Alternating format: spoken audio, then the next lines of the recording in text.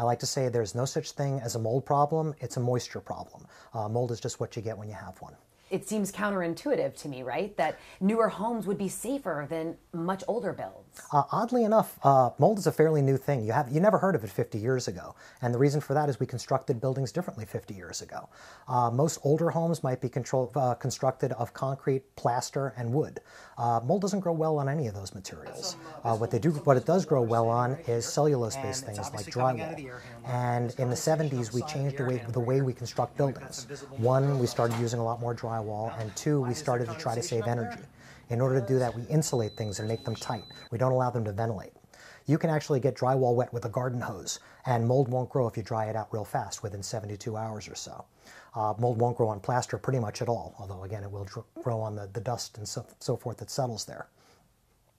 So as we tighten up buildings, if something gets wet, there's no way for it to get dry. The water is just trapped. Commonplace we find that in office facilities is behind vinyl cove base. We put that stuff on the ground, it's completely non-porous. Same thing with vinyl wallpaper. Vinyl wallpaper in the state of Florida do not mix. As soon as any moisture gets behind that, it has no place to go, it's just stuck. It won't dry. And so mold finds a nice suitable place for itself to grow.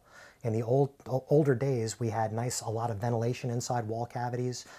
Houses weren't sealed as well as they were, or office buildings. Something got wet, it got dry by simple air movement. We don't do that anymore because it's more expensive to cool those places.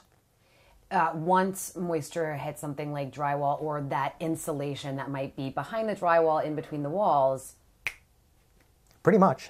Once it gets wet, after about 72 hours, mold will grow in most circumstances. So especially in the case of a hurricane, water comes in, the power is out, there's no way to dry.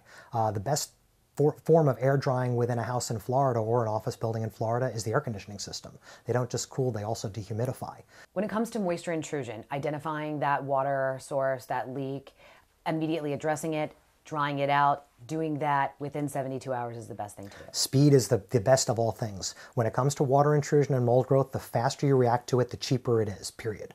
That's why you'll find that after storms, insurance adjusters will flock to an area where it happened, because the faster they adjust it, the cheaper it is to fix it.